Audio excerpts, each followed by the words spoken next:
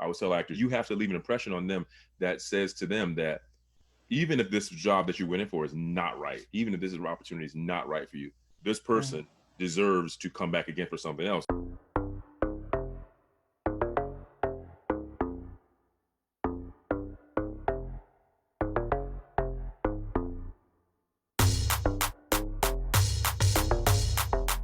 When Mike Colter first appeared as Luke Cage in Netflix's now canceled series about the Harlem superhero, it felt like a crowning.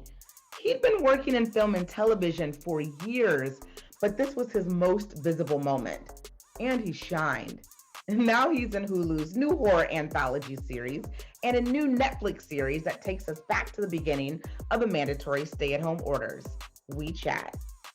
Luke Cage was such a major moment for you, but what is so interesting is that you have been working for years before that moment, but did it feel very much like a coronation of sorts?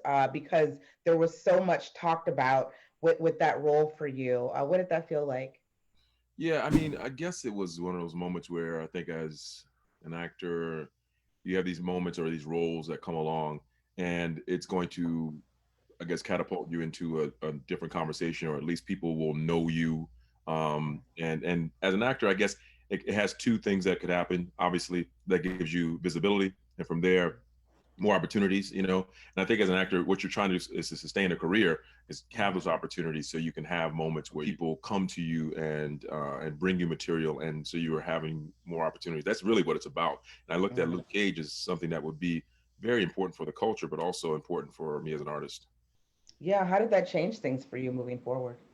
Just made things a little easier. And when I say easier, I mean literally just, I guess, from the standpoint of if my representation or my team is trying to get me on a project, at least we're not talking about, who what do you like, you're at least they know who you are.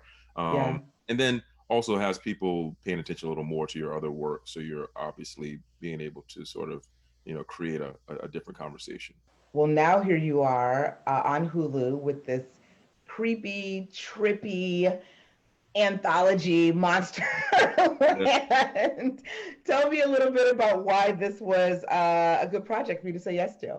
But I read it and I was just like, it's different, it's interesting. I was obviously working on the show Evil, and it was sort of, it was still in the same realm of, I guess, horror, or to a certain degree. And so I Sure. looked at it, I was like, well, is it someplace I've ever been before? And it didn't really, it wasn't. It felt different.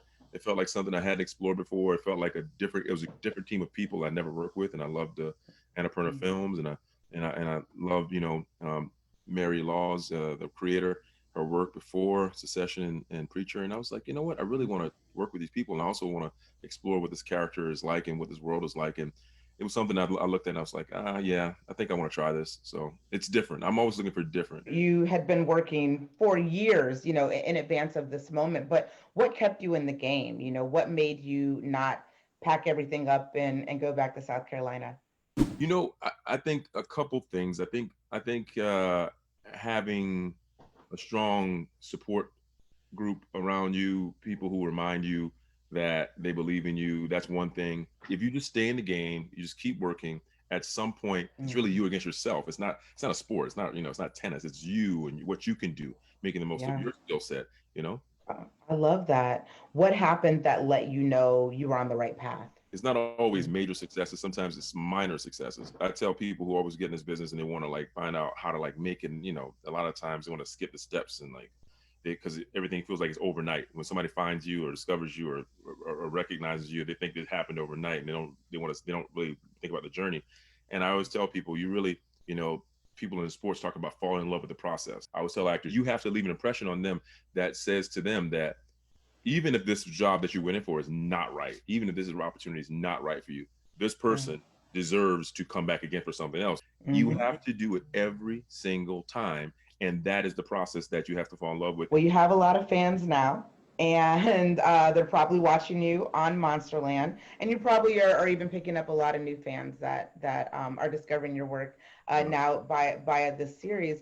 What is it that you would love for people to see out of what you're contributing in this series? I think anytime you're making new fans, I always look at projects in that way too. I go, what's the demographic here, and what's the reach?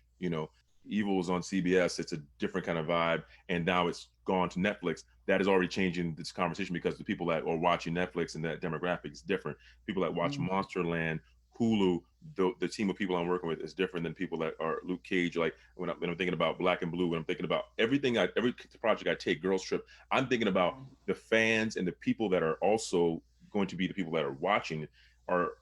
Who are they, and do they already know you? I'm happy if I can walk into a professional room, and if there's 10 people in there making decisions, everybody in there knows me from something, and I don't want to be the same thing. I want everybody to know me, but I don't want them to know me from the same thing. So that said, what's something that you haven't been offered yet, or a type of role that you haven't been offered yet that you would love to really kind of sink your teeth into? That's a good, I don't spend a lot of time thinking about dream roles, because a lot of times I feel like I guess I'm a cautiously optimistic person. Things that are meant to be will be. I think about types of roles, and so for me, I'm thinking maybe some more action, but something in a different vein. Maybe dealing with some gunplay, a little more sophisticated stunts. A little more special agent kind of feel to it. I think there's always room to play upon something that you've kind of done, but change the theme up a little bit. So I'm also looking to find those kinds of things. So for me, the next role or the dream role for me is always something that I haven't really done before, but I'm confident that I can pull off. You also have a new series on Netflix, Social Distance. Tell me a little bit about that, please. Another anthology. I'm in the first episode. It deals with people who are basically in quarantine. Some of them are alone, some of them are with loved ones, but they're all dealing with the new world that we're in. It's kind of like done in a chronological way. My character is in the first episode, deals with quarantine as it would be when it first happened, and then it kind of carries through up into around the George Floyd incident, and different characters are in different episodes. But mine's the first, and he's a guy who's going through some problems, and he's in AA, and he's got some days under his belt, but he's dealing with some issues by himself. So it'll be interesting to see how it turns out for him. So we really will get to kind of relive some of what we've all have been experiencing. The anxiety, the not knowing, the feeling of trying to connect with people, and really, I mean, understanding how some people are lucky to have family, some people have people they're quarantined with, some people are alone, and how that deals with psychological trauma, mental issues, things that we don't necessarily think about, because if you got a good situation, you're not thinking about your neighbor who just doesn't have anybody, and what that feels like when your whole world is really socialization outside of your home. Mike, thank you so much for taking time out to chat with me today. I do appreciate it. My pleasure, Kelley. Thank you. Coming up next on Another Act, Felicia Rashad.